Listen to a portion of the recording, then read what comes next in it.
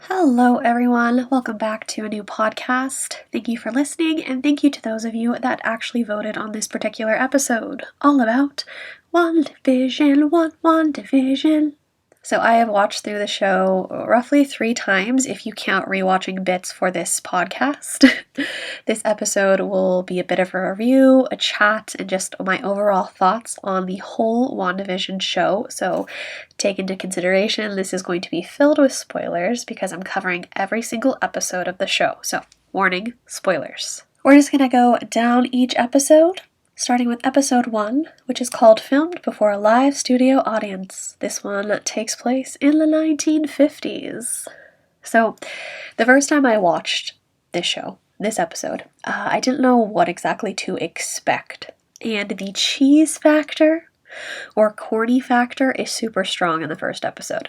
Not to say that it isn't really well done, because the acting, the setup, and everything is 100% perfect for an old black and white sitcom. I simply had a lot of thoughts of what the heck am I watching right now? Paul and Elizabeth are hilarious together and they have great chemistry, and the vintage episodes are no different. The full cast of this show is really amazing, and I'm sure I'm going to say that multiple times, honestly.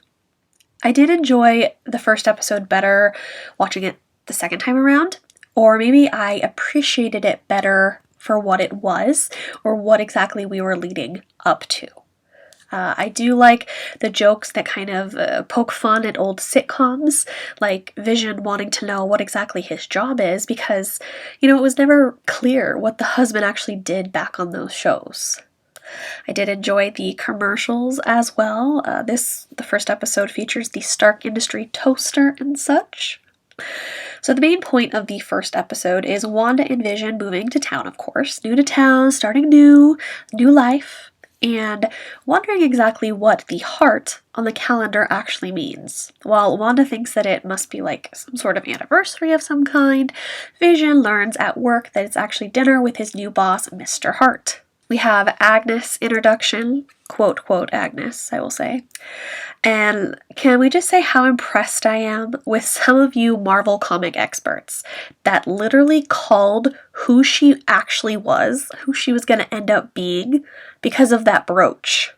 I love Marvel, but I'm not an expert by any means. I grew up with DC, so I took a lot of cues from you lovelies that are experts. So nice job, Marvel geeks. You definitely called that. This show had a lot of crazy fan theories, but that one about Agnes was spot on from day one. So when the Hearts and Vision come home to Wanda, she's in a nightgown, and the secondhand embarrassment is strong with this one. Oh my gosh, I can't take it. I do appreciate that the magic or the effects used are very similar to how things would have been shot back in the day. It isn't filled with a lot of modern effects or CGI. They do camera cuts and items on strings, and just the way they produced it really fit with the time period it was supposed to take place in. For instance, Wanda changing from her outfit, the sexy nightgown, to her dress very much reminded me of Bewitched, the way that it's done.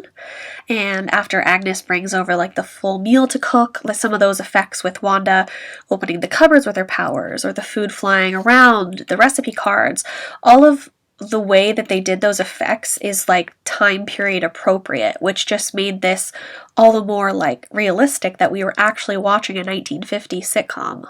I also gotta love the long menu items that Agnes brought, note to self, I could never be a 50s housewife. What was that? Oh my god. But breakfast for dinner is definitely my style. When they finally sit down for dinner, you get the real, what the heck is going on here? What is actually going on? They don't have answers to the Heart's questions of, where they move from, when they get married, and as the scene progresses, time kind of slows as things get awkward. Neither Wanda or Vision have the answers to these questions. And when Mr. Hart starts to choke, the first time watching this, like, Mrs. Hart just continued to say, like, stop it, to her husband again and again, and it was almost, like, very creepy. But when you watch it again, you see that, like, she's really talking to Wanda, like, she's asking Wanda to stop it, because all of these people are fully aware of who is in control. And Vision doesn't help him until Wanda tells him to, and, you know, just like that, he helps him, he's not choking anymore, dinner's over, and the Harts are leaving. The studio audience is back laughing, and it's a funny sitcom once again, like, just like that. The little star effects when you see Vision turn back from his human self to his regular self is very cute and time appropriate as well. As the first episode fades out, we see someone is watching the sitcom on more modern computer screens. Oh, who could it be watching? Dun, dun, dun. My ass the first time watching was like, oh, it must be someone bad, it must be someone evil. No. Alright, so we move on to episode 2.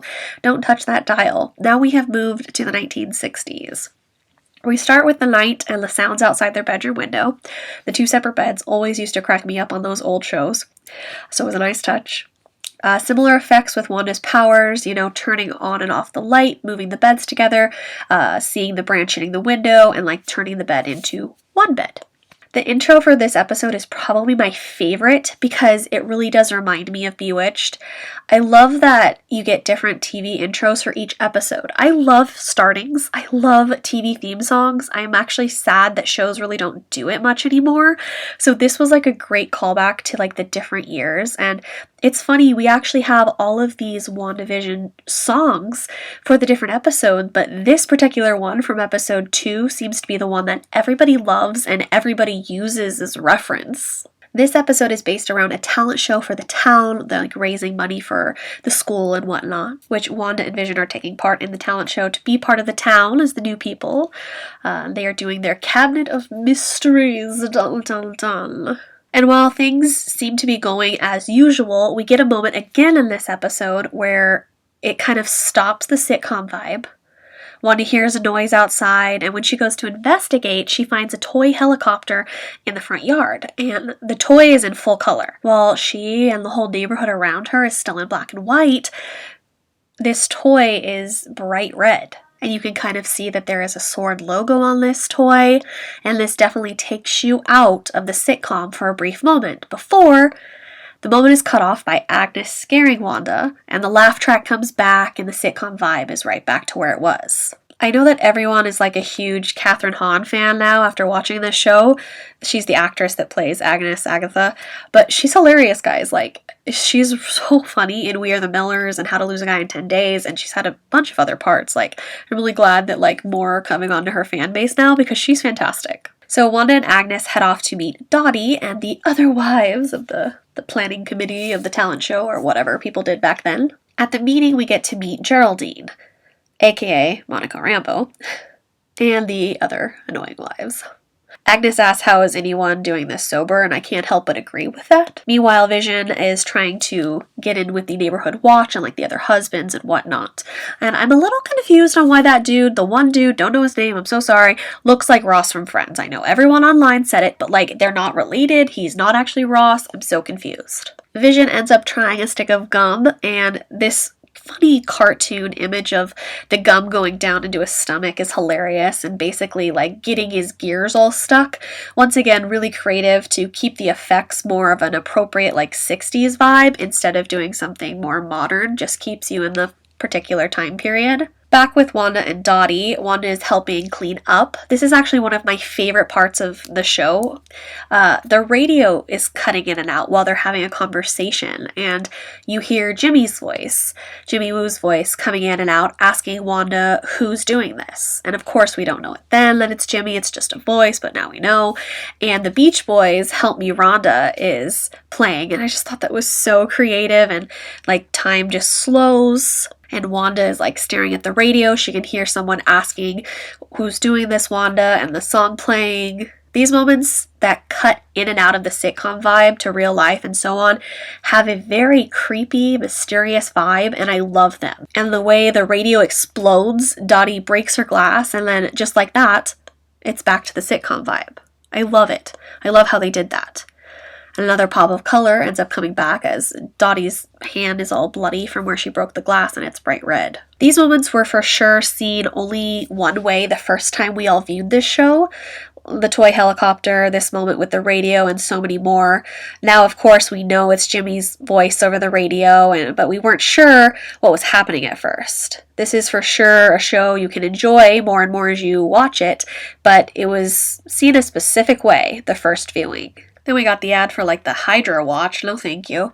I'm good. So at the talent show, Geraldine is backstage while Wanda waits for Vision, who is a little out of sorts. This is like a version of drunk Vision because of the damn gum. It's funny when you watch something in black and white, I feel like your mind picks what color they are wearing. At least that's what I used to do when I used to watch black and white Bewitched and things like that. And for some reason, like Wanda's look at the talent show, I just like assumed was like silver and black or something like that. But then the behind the scenes photos have come out and she's like in bright red and that's all I see now. So Wanda and Vision go on stage for their act. And of course, Vision is still acting a bit off and changing up the show from what they planned. The whole bit of the talent show really reminds me of A Knight's Tale. Great movie with him. If you haven't seen it, go ahead and go watch it because it's pretty funny. So Vision ends up like floating up in the air and Wanda quickly adds a rope to him to give that illusion that that's how they lifted him. He goes ahead and lifts up the piano that's on stage and she turns it into a cutout piano, and meanwhile the Ross lookalike is like, that was my grandmother's piano? What the heck? The card trick is a fast, like speedy bit. Bunny runs across the stage and he puts the hat through his body, which they somehow explain with mirrors. Finally, they bring out the Cabinet of Mysteries. Vision kind of like messes it up because Wanda hasn't even like got inside the cabinet and he's trying to do the spell. So instead, Wanda brings Geraldine from backstage into the box. Wanda fixes Vision and gets the gum out of him and they try to sneak away, which really cracks me up at how they try to sneak away walking on the sidewalk. I don't know, it just gave me a laugh. But they ended up winning the show and Geraldine wonders exactly how she got in the box. At home that night, Wanda suddenly turns around and has a baby bump. Congratulations, folks. Another loud noise stops the moment though, and outside they find someone like coming up out of the sewer, and he's in a beekeeper suit, which is like entirely random, like what the heck? And it's one of those mysterious scenes again that cuts from the sitcom vibe, where we don't know exactly what's happening. Wanda simply says like no, and then it rewinds them back inside. And as the viewer, we're kind of like, okay, what did we just witness? But now we're back inside and it's gone. Slowly, Vision actually starts to turn color. You can see like the reddish pink of his skin. And then slowly the whole house starts to turn color and it's no longer black and white. I also imagined Wanda's whole outfit is like green and then she's like in red. So it kind of tricked my mind a bit. But you know, red is her color. Moving on to episode 3, Now in Color. We move into the 1970s. This is actually one of my favorite episodes. So Wanda is pregnant, very pregnant, considering she found out yesterday. And the doctor is checking her out. She's about 4 months along, the doctor says. And Vision asks, what size would the baby be if it was about 12 hours? Vision is being very concerned about how fast she's growing and he doesn't exactly understand what's happening. While walking the doctor out, Vision sees his neighbor Herb, who is like having a moment. He goes from cutting the hedges to cutting like the cement wall between the houses. You know, totally normal. By the time Vision goes back inside the house, Wanda's stomach has gotten even bigger. You know, they're setting up the nursery. Wanda's using her magic to put together the crib and paint the nursery, and she's nesting as Vision reads a baby book. And the first kick means that she's around 6 months along. So the pregnancy is progressing pretty quickly.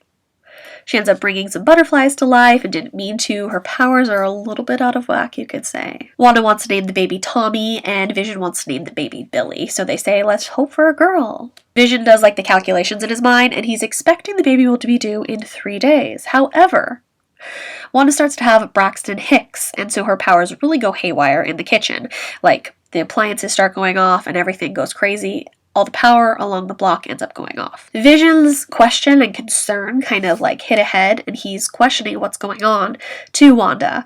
And he even says, like, I think something is wrong here. And just like that, it cuts back again like a bad VHS tape. And it kind of starts over the scene. Pretty quickly, real contractions start. Vision really cracks me up in this episode because, like, his reactions when he's not concerned are just so hilarious to the baby coming and her crazy powers and all of that. Like, her water breaks and the sprinklers go off, and it's just like, It's really comical. Like I said, this is one of my favorite episodes. We get Hydra soap. Like, no, thank you. No, thank you. I'm good. They end up like hiding under a table from the water sprinklers. And once they like stand up, she opens the doors and the breeze come in and then she's like drying them off and everything like that. Vision ends up going for the doctor because they're pretty sure she's in labor, but he might be on vacation. At a time like this, and Vision's like, to be fair, the baby's approximately 9 months early. True enough. True enough. Just in time, Geraldine stops by, and Wanda at first is trying to hide her pregnancy. You know, her powers are still going a little haywire, like the stork that she painted on the nursery wall has come to life. And it's not long before Geraldine notices that she's pregnant and goes into the nursery, and Wanda is full on labor, laying on the floor in the living room. Her powers are going crazy while Geraldine tries to help her with the baby. So a little baby boy is born. Vision missed it, but he comes to meet his son, and it's a really cute moment. Wanda's like, don't you want to meet your son as yourself? And he like turns into normal Vision, which is just like super cute. They end up naming the baby Tommy, and he goes in to kiss Wanda, and she starts screaming, and so they both scream. It's really funny. That part cracks me up. Hey look, it's twins, surprise. So here comes Billy. Little baby Tommy, little baby Billy. Vision goes ahead and, walk the doctor out, leaving Wanda and Geraldine alone. The doctor, makes a note to tell him that small towns are hard to escape, which is a very odd thing to say to someone, right? Vision goes over to talk to Herb and Agnes, and they question where Geraldine is from. They're saying, we don't know where she's from. She just arrived, and she doesn't have any family, doesn't have a home. They're, very much putting, skepticism into Vision's brain, if you will. Inside, Wanda mentions that she's a twin. She talks about Pietro, and this moves back to one of those mysterious moments where, sitcom vibe is gone, and this is serious.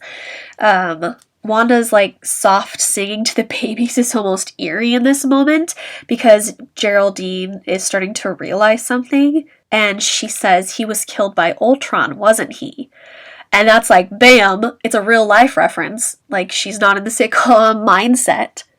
And things get even more serious with Wanda realizing that Geraldine isn't who she thought she was. And she kind of notices her sword necklace, and it just gets real creepy and serious.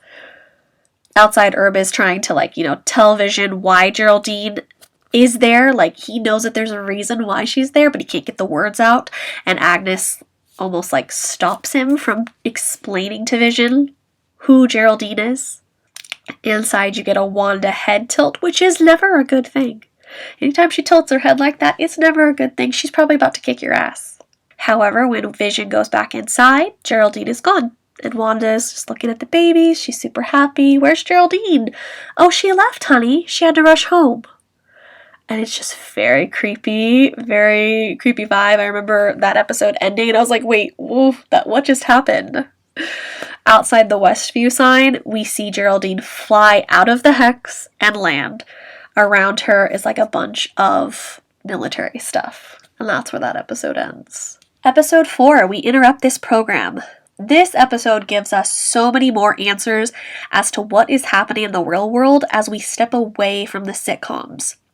We start the episode off with the results of the blip coming back. All of those people that poofed away, they start coming back. Monica included. I am so glad that they included this scene of everyone coming back. It's just something that we never got to see in Endgame. We know the people came back, but what would that look like? So we got a piece of it in this show, which I really appreciated. Monica ends up coming back in the hospital looking for her mom. Her mom had cancer when the blip happened. The doctor ends up telling her that her mom died. She died when Monica was poofed away. It's her cancer had come back, and that's just a horrible thing to have to tell somebody.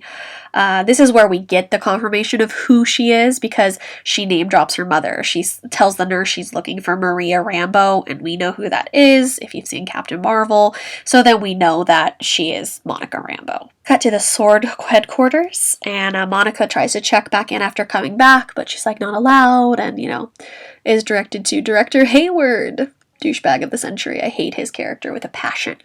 So while she was gone, Swords shifted away from manned missions, focused on AI, weapons, robotics, nanotech, and so on, which is kind of a bit of a surprise to Monica, if you will. Hayward tells her that there's an FBI case about a missing person, and they need one of their drones to investigate, and they need a chaperone for that particular drone, and Monica is grounded.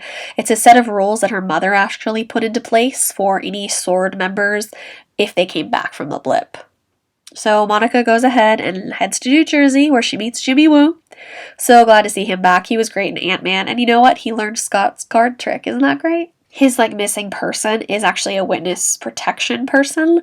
I would love to know if anything's going to become of that. Police from that area say that Westview doesn't exist, so it's not a missing persons case, it's like a missing town. They're testing out the drone, and as they do so, the drone actually disappears, and when Monica goes to investigate, she goes through the hex and kind of gets sucked in. We then go to a van of experts with Darcy! Darcy Lewis. I love her. I'm so glad that Darcy was part of this show. I love it so much. And she's asking everyone's field, and the first guy doesn't want to tell her, but everybody else is one's nuclear biology, artificial intelligence, the one guy's a chemical engineer, and Darcy is astrophysics. So, meaning that SWORD has no idea what they're dealing with. They called in all of the experts. I loved Darcy so much on this show that I had to do a quick little cosplay of her. I loved it. And please get this girl a cup of coffee. And remember, those pods are bad for the environment, everyone. So Darcy notes that there's a lot of CMBR, cosmic microwave background radiation. And there's something else imposed over the wavelengths of the noise, if you will. Darcy pretty much finds the connection and the TV show broadcast. She just needs an old TV. Meanwhile, SWORD decides to send a guy through on the underground to get into the hex. Jimmy doesn't think that sending people in is a good idea. Duh. But Hayward doesn't really listen to anybody else. Meanwhile, Darcy is actually watching the first episode. Darcy, she notes that, Vision is dead, right? Dead. And that the signal is coming from out there. They don't know if it's real, they don't know who's doing it, but that's just the signal that they're picking up on the classic vintage TV. So a sitcom starring two Avengers. And that kind of means that Darcy was the one watching the sitcom at the end of the first episode. They start to identify the other characters within the show that's being broadcast and their real identities from the town. And eventually Darcy spots Monica. Darcy ends up suggesting a way to signal Wanda through the radio on the show because she usually washes the dishes near a radio. And while they're setting that up, they actually see images of the drone that they sent in.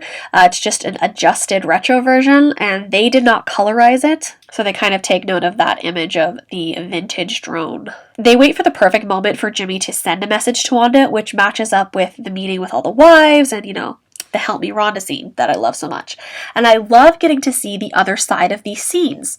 But in this episode, we see kind of the show cuts weird or is edited weird to the viewers. So we don't see as much as we did in the original episode.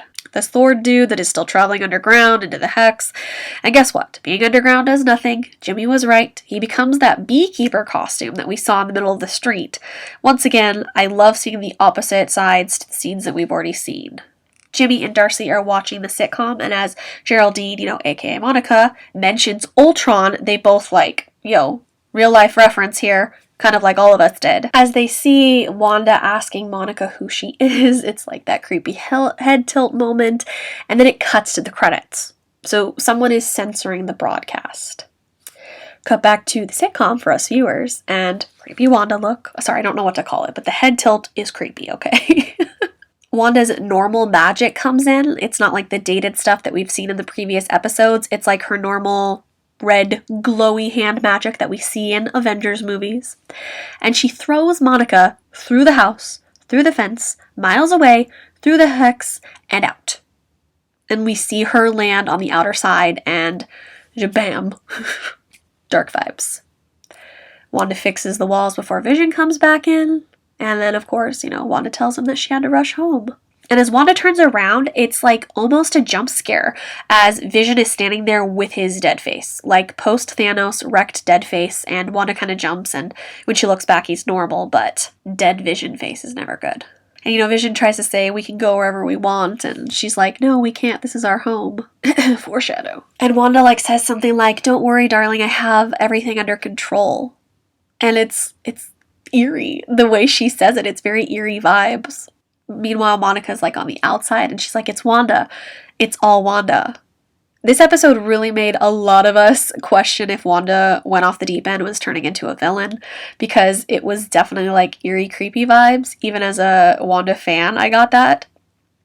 And I know a lot of us like were speculating like what the heck after this episode came out, but still great to see the opposite side of what was happening in the real world while the sitcoms were airing. So episode 5, on a very special episode. We are now in the 1980s. The babies won't go to sleep. Wanda tries to use her magic, but the magic does not work on the babies. Agnes ends up coming over, and once again we have one of those moments where the sitcom vibe just cuts off when Agnes asks if, should she take it from the top? Like, they're filming a show. Like, should she start over? And she looks to Wanda because maybe it didn't go how Wanda wanted it to. And you get a lot of that from people in the town, like asking if Wanda needs anything or can they do anything for Wanda. And anytime that happens, like, she doesn't really get it because it's almost over her head some of the time that she's controlling so much of this and that she's making so many of these people suffer without her really realizing it. All the while, Vision is getting more and more confused and curious and wants to know what exactly is happening. The twin babies end up disappearing and suddenly they're like kids standing behind them, not babies. This 80s intro reminds me of Growing Pains and Full House. That's the two vibes I got from it. I know it's like a bunch of other ones, but gotta add Full House vibes into this, obviously. And the Vision, like, baby pics and kid pics crack me up. It's like those little details that are just, like, so hilarious. On the outside, Monica is being checked out. She says she remembers pain, and then Wanda's voice in her head and feeling a lot of grief. Monica meets Darcy and talks to Jimmy again, and the three, they're my dream team. I love them. I love Monica and Jimmy and Darcy together.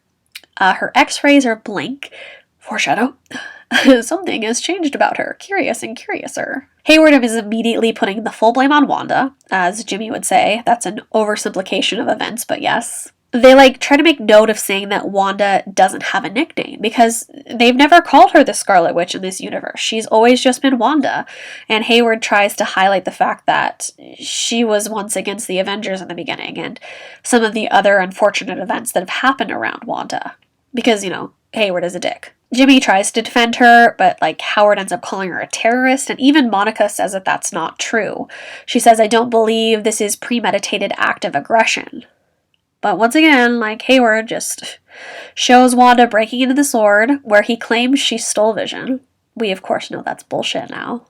We know that. We didn't know that then, but bullshit. I hate him. Have I mentioned that? I don't like him. He's a douchebag. Darcy ends up making a great point in these moments, what happens when Vision learns the truth of what's happening. And, Vision's already kind of catching on that something isn't right. Tommy and Billy find a dog, and they want to keep him. They want to keep Sparky. Wanda uses her magic, in front of Agnes, and Vision continues to worry because she's, just using it freely when they agreed to, hide those things. They decide that the boys have to be 10 to have a dog, so what happens? They go ahead and age themselves up. Cut back to outside, and Jimmy is bringing in friends coffee. I want a friend like Jimmy. Bring us coffee. Yes, coffee buds. Monica is talking about how she would get back inside Westview and what she needs to get inside. Darcy names it the Hex. That's why I've been calling it the Hex, because I love Darcy. Monica does a scan of her outfit, the 70s version of her outfit that they had on when she got chucked back out. And she shoots it, and it's bulletproof because she had been wearing a vest on, bulletproof vest. And so Wanda rewrites the reality as things go into the Hex. So Monica suggests what would happen if they send something that doesn't require change. Brilliant idea. Vision at work, and an email comes in, and everyone in the office starts reading it out. It's one of those weird mysterious vibes again where it cuts from the sitcom and only Vision is normal. His worry continues, and as he touches a coworker, that guy goes back to normal and he's asking for help. And you have to stop her, she's in my mind. And when Vision touches him again, it goes back to the sitcom version. But still, that's proof for Vision that something is for sure not going on right now and people are suffering. Wanda hears something outside, and when she opens the door, Sparky the dog runs out, and an 80s version drone is being sent in. It's zooming in on Wanda and the boys in front of their house, and Monica is basically driving it, because if they sent in tech from the 80s, it wouldn't have to be changed. Monica is trying to talk to Wanda, but that does nothing because Hayward goes ahead and approves it to be armed. Monica did not know that it was armed because he is an asshole. And he tries to take a shot. Tries to shoot at Wanda. Yes, because that is exactly what will help things, you idiot. Wanda then walks out of the hex with the drone in her hand, because she's a badass. Sorry, I know that it sucks what she did, but I hate Hayward, and he can pretty much screw off, and I'm pretty much going to be Team Wanda. And she's in her normal Avengers suit, not the 80s look. And she's like, stay out of my home, you don't bother me, I won't bother you. And Monica is really trying to diffuse the situation, like put Monica in charge, because she's trying to talk to Wanda, like on some level, you know I'm an ally. And you know, Wanda's listening to her, but she's also got all these guns pointed at her. So in turn, she has all the men point their guns at Hayward instead, and she heads back into the hex. Back in the 80s land, the boys find Agnes with Sparky, who is unfortunately dead. Cue music, right? And I killed Sparky too. I feel like she's just like, you know, trying to force Wanda to use her magic to bring Sparky back, to really test and see what Wanda is capable of. And towards the end of like the sitcom, Vision and Wanda have a serious talk about his coworker. And like, it's funny, the credits try to roll like during their fight, but the fight continues because the episode's over, but not their fight. As they move into the living room, like, the sitcom is gone, their normal powers are back. They both float up in the air, and he's like, what is outside of Westview? What you're doing here is wrong. Like, all of these crazy things. They're trying to have a serious conversation, but the doorbell stops them. It's actually not Wanda this time that makes the doorbell ring. Wanda answers, and it's Pietro. No. It's freaking Evan Peters' Pietro, which was what the hell for the audience. For me, at least. I literally said, what the fuck, when I watched the show, because, I mean, so many of us were like, okay, we're crossing Marvel and X-Men now, like, the rights haven't been there. I mean, I know the rights are there now, but are we doing this? Like, is he actually X-Men Pietro? What is happening? What just happened? And even Darcy, she's like, they recast Pietro? So that was like a huge, crazy moment, and I still have feelings on that.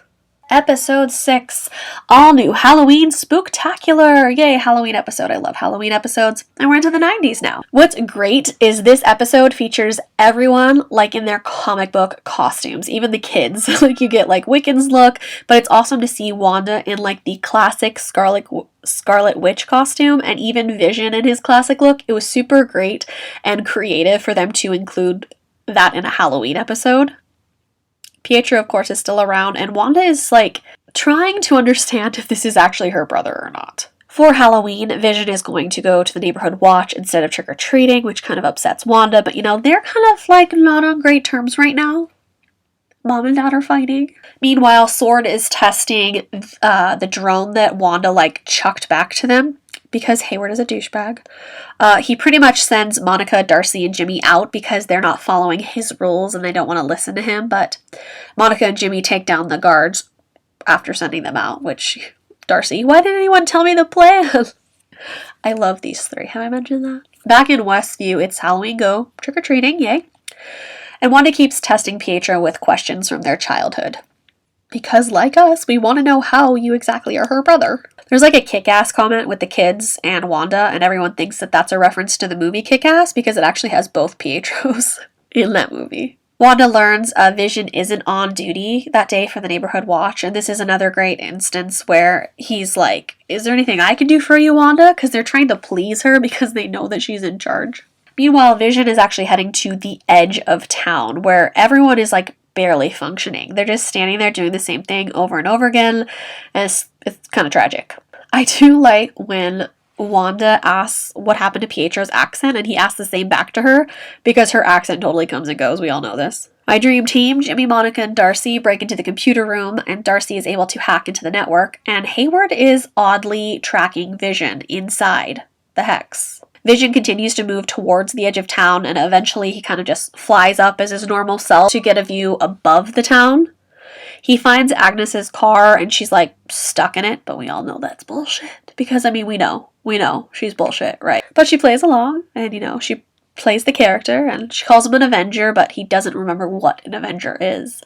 So then she just kind of goes back into her role as he touches her, but, you know, even though we all know that's bullshit. Darcy ends up warning Monica that some of the test results came back and her cells are being rewritten because she's gone through the hex wall twice. And she doesn't think that Monica should do it again. But, you know, Monica is really determined to help Wanda. Darcy is going to stay in the computer room and she wants to find more of what Hayward is hiding from them. And so Monica and Jimmy end up leaving her behind with plans to regroup. Wanda and Pietro have a moment like in the town square. Wanda doesn't know how she did all this. She just remembers feeling alone and empty. Similar to the Vision moment, Wanda looks to Pietro and got gunshots and he's got his dead face, even though that wasn't that Pietro. And she kind of like flinches and looks away again. Darcy sees the tracker of Vision coming towards the hex line, and Vision starts going through the hex, and it's not going well. Like, he's basically coming apart, and no one's really doing anything. Like, Darcy tries to run forward to help him, but they grab her, and Billy inside is able to hear Vision's, like, screams and tells Wanda that something's wrong. And some other douchebag handcuffs Darcy to the damn truck. And Vision just wants to help the people, and he's like pretty much like talking directly to Darcy at this point. Fake Pietro says something like, "It's not like your dead husband can die twice," and Wanda chucks him across the town square. Billy says that he thinks that his dad is dying, and Wanda slows everything, and another massive blast expands from her and starts to expand the hex. Jimmy and Monica are like already fine and driving away at this point, and all of the soldiers and sword dudes pretty much like run for it, leaving Darcy handcuffed to the freaking truck. Asshats. They literally handcuffed her to the truck and then left her there because everybody else bolted. But the whole camp ends up changing to like a circus. And that is the end of our Halloween episode. I was so mad when they just left Darcy there. I was so mad. Episode 7, Breaking the Fourth Wall. This episode is very Modern Family, like with the interviews from everyone. I had to laugh when Billy and Tommy's video games like kept flashing through the different versions of old video games because everything's starting to spaz out. Wanda is having a day all to herself, a staycation, if you will, and even Wanda's milk for her cereal is doing the same thing. It's flashing through past vintage milk containers. Yeah, I don't know what that's about. Probably just a case of the Mondays, am I right? So Sword has moved the camp 8 miles out from the hex now. So they're all safe and cozy. Hayward made it, damn it.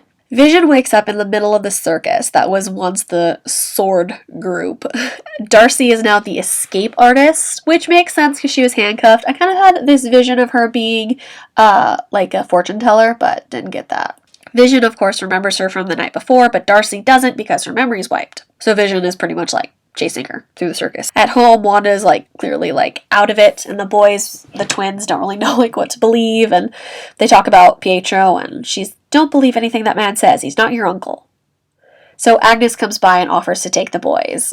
Wanda's just going to stay home and watch TV, have a mom's day, and even the house starts to spaz out. The furniture changes, the TVs change, everything is really spazzing out throughout the different decades. Outside, Monica meets up with her source that she knew, and they brought like this heavy-duty truck, something that she can take through the hex without injuring herself.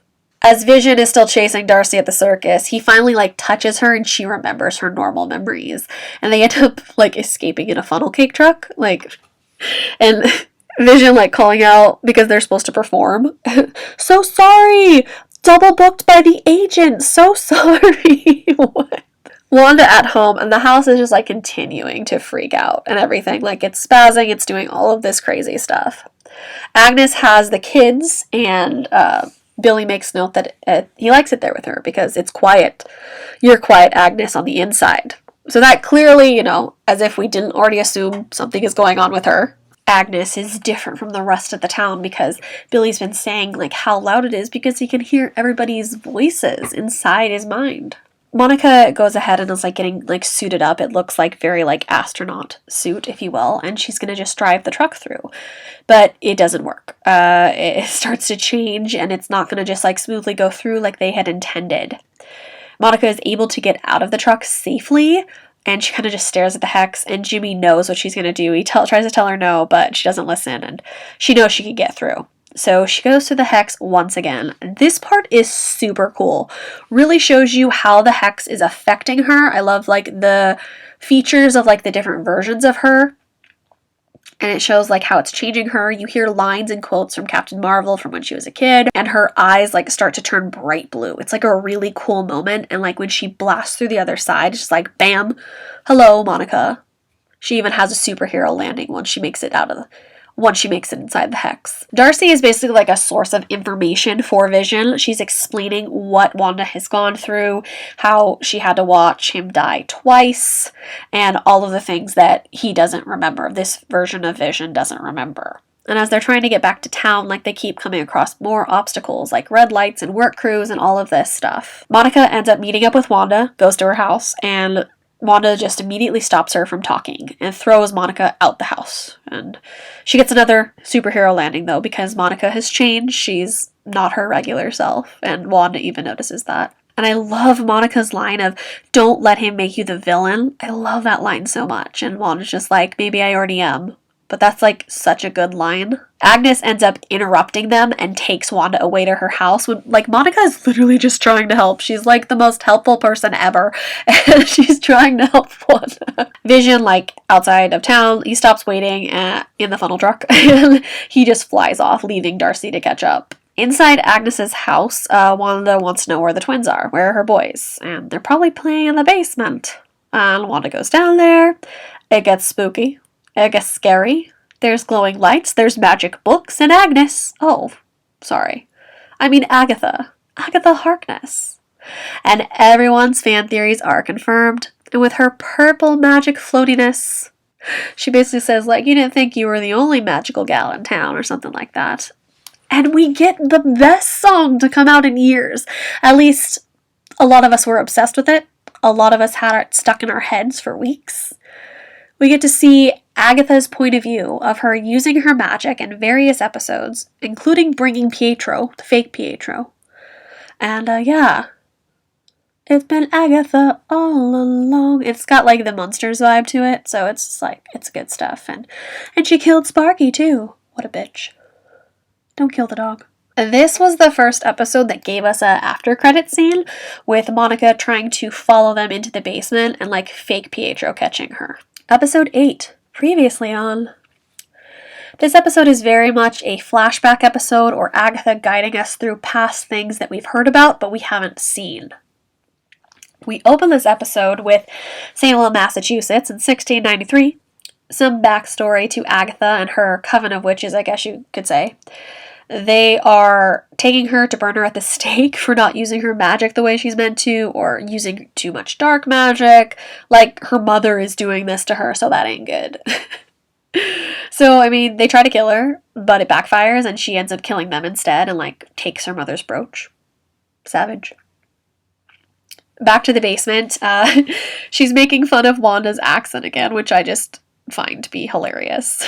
Wanda can't use her magic down there because of runes, Agatha says.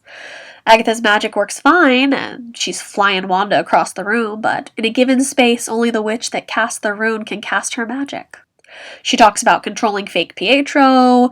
She's wanting to know who Wanda is. Agatha sensed the spell cast happening, and she wanted to know who had that much power, what exactly she was doing. Agatha even shows her like examples of spells that you would have to practice and learn to create what Wanda did, but Wanda just has magic on autopilot. She doesn't even know the spells that Agatha's talking about. So Agatha, wanting to learn more, decides to like take Wanda through her past memories because she has the twins being held hostage, so Wanda's pretty much going to do anything she says. It starts with Wanda as a child in Sokovia. You get to see her parents and little Pietro, all very cute. Her dad actually sells old DVD series, like old sitcoms, and the family watches them together. Wanda loves Dick Van Dyke's Show. I will say that I wanted so bad for them to, like, casually mention by the way, these twins are adopted, and their real father moves metal with his mind, but no such luck. I was waiting for that. I was waiting for a Magneto reference, but we got nothing. But it's freaking sad, like, family movie night gets blown up and the kids just wait 2 days under the damn bed. You get to see where Wanda loves sitcoms from, but it's just like, it's heartbreaking. You get to see the Stark Industries bomb, and Agatha claiming that Wanda was a baby witch with therapy ahead in those moments. Next is the testing Hydra did on Wanda with the Mind Stone. Wanda going towards the scepter and the stone kind of flying out towards her. They even make note that no one else has survived this testing. And this vision part in the testing is gorgeous. I think it's just really beautiful. The stone kind of bursts out and it's bright yellow color and there's wind everywhere, and Wanda clearly sees a Scarlet Witch outline in front of her. I wonder like how the testing went with Pietro, like how did his go? Because hers was very like, boom, wow. And in isolation, Wanda is watching the Brady Bunch still, so still in love with those sitcoms throughout the tragic events of her life. And they have no footage of what happened. It was just like she was standing there and then it like cut and she was on the ground. They don't actually have the footage of what Stone did to her. Then we go to Wanda and Vision at the Avengers compound. This scene is so sweet between them. Vision like coming into her room and them just watching sitcoms together. Wanda's talking about losing Pietro because that's fresh. Vision like offering to be there as support, and it's just really sweet. Paul and Elizabeth have such great chemistry together, and we get a brilliant quote. What is grief if not love persevering? Oh, such a good quote. And Agatha is getting a little impatient. She's pushing to know how she did this. Vision was gone, but you wanted him back. So then we see Wanda going to the Sword headquarters to see Vision's body, wanting a funeral at least, after she like unpoofed. Hayward allows her in the back and is showing Vision's torn apart body, just like pretending like she doesn't see him as a person, ass face. And then Hayward like says not everyone has the ability to bring their soulmate back online. I feel like that's just like a taunting her thing, because we all know this story he gave of that day's events is bullshit. So just like pushing her a little bit to do something, and like she's like, he's all I have. That's just it, Wanda. He isn't yours. And that's like the breaking point of her breaking the glass and flying down to him. And I swear the saddest part of the show is in this moment when she's just like she puts her hand over his head and she's like, I can't feel you. Which is like the total opposite of what we saw them in Infinity War when they're out on their own and she's like, I just feel you. It made me cry. It was so sad that I can't feel you scene. And then she leaves. She doesn't take his body. She didn't storm the place. So Hayward's story is total bullshit. She just goes out to her car and drives to Westview. That's all she did. Hayward like set it up that she was like this crazy monster. So yeah, she drives to Westview, which the town is kind of depressing looking. Just throwing that out there. You know, her version looks a lot happier. But sitcoms usually do look happier. And she goes to a piece of land that is clearly something Vision had got for them, and she pulls out the deed and it says to grow old in with that heart, and the anger, the pain, the grief all hits and her power just explodes out of her. And she creates the house and then extends to the town and Vision. It just all happens. Which people have mentioned as she creates the house and whatnot, it kind of looks like the House of M comic cover, which is a really nice touch on their part. Oh, and don't forget about how she throws her back out, like creating this. Like she bends, like her spine doesn't be affected, but she does it a lot. And just like that, they are the 50s husband and wife. Present Wanda kind of is watching this, and she sees the 50s set for what it is, a set, a soundstage. And Agatha is just clapping, like it's a show. Hearing screaming outside, Wanda goes and runs towards the twins. Agatha has them like kind of roped with their magic. Side note, Agatha looks amazing in her purple getup. Agatha talks about how Wanda is dangerous, a myth. This is chaos magic, Wanda. And that makes you the Scarlet Witch. Ah! Dun dun dun! They finally name dropped the Scarlet Witch. I loved that part so much. Finally. It's like in the movie, like when they say the title, but this was so much better because they even say it earlier in this series that they haven't called her anything. She's just been Wanda, and bam, she's the Scarlet Witch. The after credit scene here with Sword, and they're using the energy from the drone that Wanda brought out to bring back Vision. Well, White Vision. And he looks creepy. He looks very Terminator coming online vibe. Not a fan. Episode 9, series finale. I've seen this episode the most. I love this episode. I did a first reaction to this finale on YouTube if you want to see it. I filmed myself watching it for the first time, so you get my first reactions if you like. So Wanda is still trying to protect the twins. She's blasting Agatha. The boys get sent to their room. And Agatha mentions that she takes powers from the undeserving. It's kind of her thing. And Wanda's hands are like turning black because the power is going out of her and into Agatha. Agatha basically wants her magic. So you know what? Wanda throws a car at her. Sounds legit. And then we get a little bit of like a Wizard of Oz vibe because we look under the car and all there is Agatha's boots. I don't think we're in Kansas anymore, Toto. White Vision flies down and Wanda comes up to him and, in a loving manner, he tries to smash her face off. Very sweet. So other Vision hits him and like drags him across the neighborhood. And Wanda gets a nice little superhero landing. All the superhero landings, guys. And White Vision walking out of the flames, hella creepy. Like, Terminator coming towards you, creepy. Not a fan. And Wanda and Vision are going to fight for their home. So basically, Wanda is going to follow Agatha and Vision is going to go after White Vision. Meanwhile, Monica can see this from inside fake Pietro's house and he like won't let her out, so there's not much she can do at this point. The Visions are fighting in the sky, and let me just say, Paul Bettany, what a douchebag, right? I mean, not really, but he told us there was going to be a cameo of an actor he's always wanted to work with. And all of us were making all these crazy fan theories of who was going to be in the finale, and he was talking about his damn self. Well played, Paul. Well played. So outside, Sword is like tracking the Vision. Jimmy is being brought in handcuffed, and he sneaky grabs a cell phone. And Hayward's just being a douche as usual. But Jimmy is able to call for backup. Wanda's searching the main town for Agatha, but Agatha's up on top of a building, giving us Halloween Town Calabar vibes, and knocks her with her magic. Mentions that a whole chapter is dedicated to Wanda in the Darkhold. That's the Book of the Damned. Wanda's still saying that she's not a witch, she doesn't cast spells, she doesn't know what she's talking about. But the book says her power exceeds that of the Sorcerer Supreme. Can someone tell me if that's Doctor Strange? I don't know if that's Doctor Strange. Is that who they're talking about? Agatha lets Dottie out of her spell, and Dottie's like, my name's Sarah, and she's saying that she has a daughter. Can we just let her out of her room? She could be the boy's friend or the school bully. Just please let her out of her room. And slowly Agatha releases the whole town square from the spell, and they just surround Wanda. At fake Pietro's place, Monica finds a photo of him. It's like a headshot, and it says Ralph Boner. What? Why is his name Ralph Boner? Is he the person in the witness protection? Is he going to be something else? Or did they literally just cast Evan Peters to screw with all of us? Monica ends up taking him down and sees that the necklace is enchanted, and that wakes him up to his normal self. But still I'm is that all it was?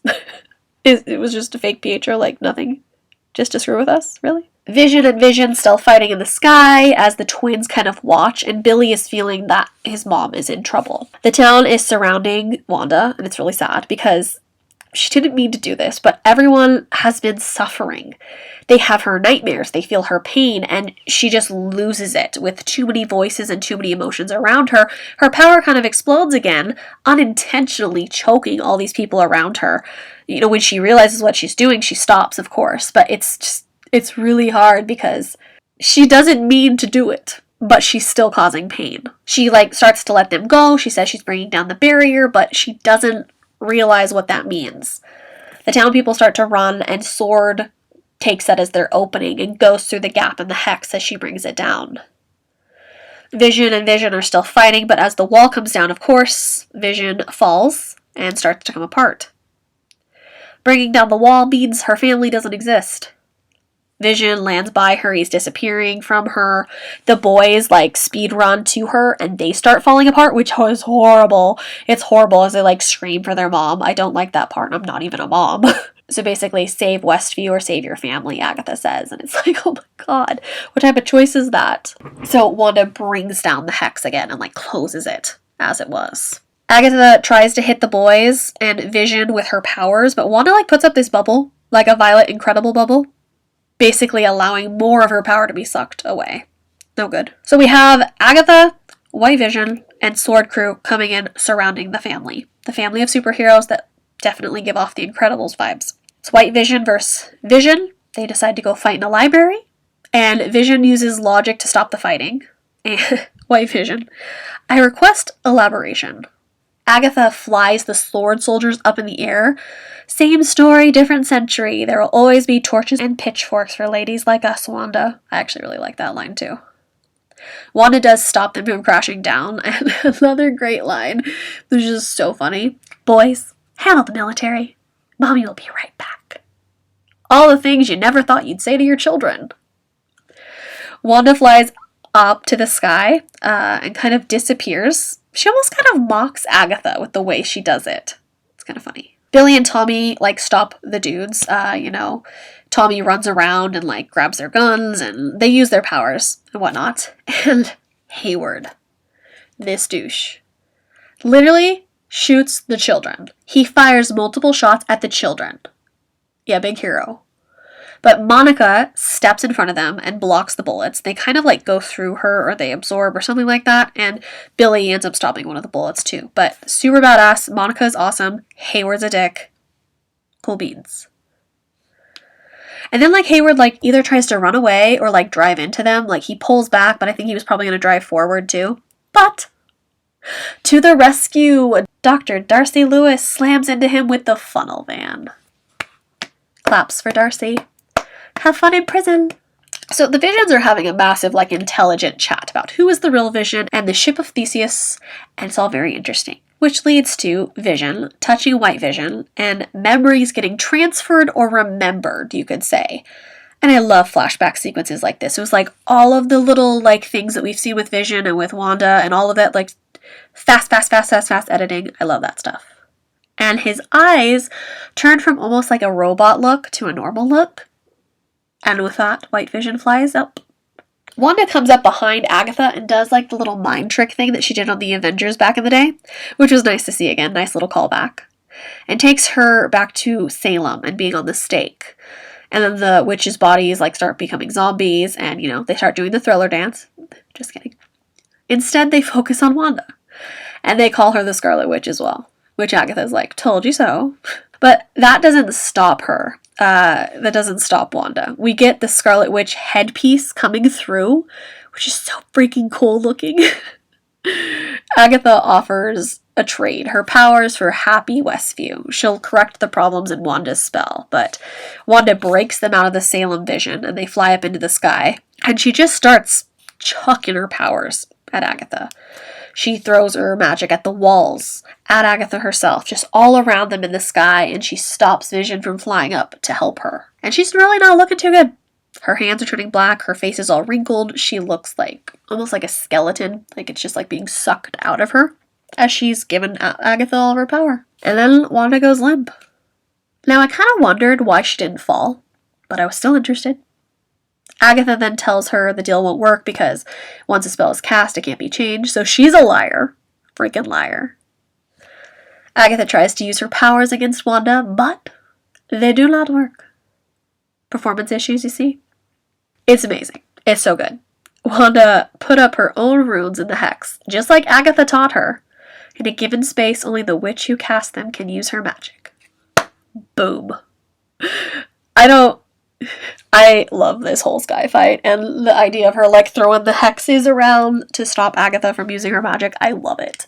I don't need you to tell me who I am. And the headpiece light comes back and her eyes go all red, and Wanda fully starts taking all the magic. Hers, Agatha, and so on. Like I said, this whole sky fight is amazing. I love it so much, and her outline starts to change. Just like she saw in the Vision with the Mind Stone, Wanda gets a wardrobe upgrade. The new Scarlet Witch look, which I love. It's such a good outfit. They designed it so good. I love it. It's like a great modern look at the Scarlet Witch look. So Agatha and Wanda come back down to land softly, and Wanda decides to keep her there. But why her mind, The role you chose, the nosy neighbor. And I love the interaction or the line that you're going to need me, because there's a chance that Wanda might need Agatha. Agatha's much more trained than Wanda. So you're gonna need me. If I do, I know where to find you. That's just like the perfect setup to see Agatha again. And Agatha gets turned into the nosy neighbor lady. Okie dokie, artichoke. Wanda greets the boys, and let's remember her cute little nose wrinkle that we all love so much. And it's almost like success winning than the reality check. I know you'll set everything right, just not for us, Vision says, and it's like the heart starts to break. It's freaking sad, man. Wanda needs to be happy, okay? So the hex slowly starts to come down, and the family walks home. They put the boys to bed, pretty much knowing that they are going to disappear shortly, and continues to break my heart. Some people have suggested that Billy could read their minds and knew what was going to happen, which is even sadder. This scene reminds me of the Titanic, when the lady is putting her kids to bed because they can't get on a lifeboat. This reminds me of just like put the kids to bed so that they're not awake before they disappear. The town continues to unhex, you could say, and Wanda and Vision go downstairs to say goodbye before he disappears as well, and they kind of watch as the wall's coming, and Vision asks what he is. You are the piece of the Mind Stone that lives in me. You are the body, the wires, blood, and bone that I created. You are my sadness and my hope, but mostly you're my love. Break the heart. Jesus. Oh, just break it some more. I have been a voice with no body, a body but not human, and now a memory made real. Who knows what I might be next? We have said goodbye before, so we'll say hello again. All of these lines are so good, but like so tragic. Like this couple is like so tragic. I do really like how the house comes down around them and how the camera spins, and you kind of flash through the past houses that we've seen with the different decades until Vision like slowly disappears. And Wanda is just left there alone in the empty property by herself again. She needs a goddamn hug. Someone give Wanda a hug. And she just puts on her hood and walks through the town. Everyone is glaring at her, which it sucks because if I was them, I would be angry too. But from the viewer standpoint, you know she didn't do it on purpose. You know it was an accident and she didn't intend to hurt anyone. And I think the only person that gets that in that moment is Monica. I mean, she even said she would bring her mom back if she could. It's just very heartbreaking. So random. But there's this moment in that conversation with Monica where it looks like it goes from regular filming with Wanda, and then it looks like they edited Elizabeth's face over her own body. Like, I don't know. It looks a little fake in 1 second. I don't know if that could have been a COVID thing, like they needed to reshoot something, so they just, like, put her face over it. I don't know. Just something I noticed. So she pretty much says goodbye to Monica and transforms into her witchy look and flies over the sky looking like Sarah Sanderson and out past the Westview. The first after credit scene is a great setup for Monica and Captain Marvel, to which I'm super excited for. You know, sending her up to space and Hayward getting arrested. Screw him. I have heard that Monica and the twins and Darcy were meant to have a bigger part in the finale, like trying to steal the book from Agatha's basement, but because of COVID, some things got changed, unfortunately. The second after credit scene goes to Wanda in a far-off cabin that looks beautiful. She's like reading the book. Well, let me correct. The astral projection self of herself is reading the book while her regular body just chills and makes some tea. Kinda like Doctor Strange seeing the outcomes vibe, but different. And then she hears the twins calling for help. And that's where we leave off. We are, of course, meant to see more Wanda's story in the next Doctor Strange movie. So that's the end. Overall thoughts. The quality of this show is absolutely amazing. I'm sure it will be one of my favorite Marvel pieces of work for a long time. You know, it's just proof that my heart belongs to Elizabeth Olsen now. No, I do. She's fantastic. Oh my gosh, she's fantastic. Elizabeth Olsen better win something for this. Like, the whole show needs awards. All of it. The whole cast, just everything. They need awards for this show. And I hope it doesn't get bypassed because a lot of the time superhero stuff just gets looked over. And that's bullshit. But yes, Vision, Monica, Darcy, the twins, Agatha, Wanda, just everything was perfect. I still have questions on why they chose Evan Peters for this. Was it just to screw with us, or is it something else that will be answered later? I know that there's X-Men talks of reboots and things like that. Like, I don't know if that will have anything to do with it, but it annoys me. I also want to know if Jimmy's original witness protection case was anybody important. I mean, yeah, just good content. Thank you so much for listening. As always, I would love to hear what you thought about WandaVision. What was your favorite episode or your favorite line, quote, scene, whatever you want to tell me in the comments. That's totally fine. Just to promote myself a little bit, if you happen to like cosplay, I have done 3 semi-Wanda looks. 2 of them were like half cosplays, inspired by 2 of the episodes from WandaVision. And then the third one was a full-on Wanda look. That is her look from Civil War and Infinity Wars. So if you want to see my cosplays, they are on Instagram. Call me Canary Cosplay. Thank you so much for listening to another Chit Chat with Cass, and I will see you guys in the next episode.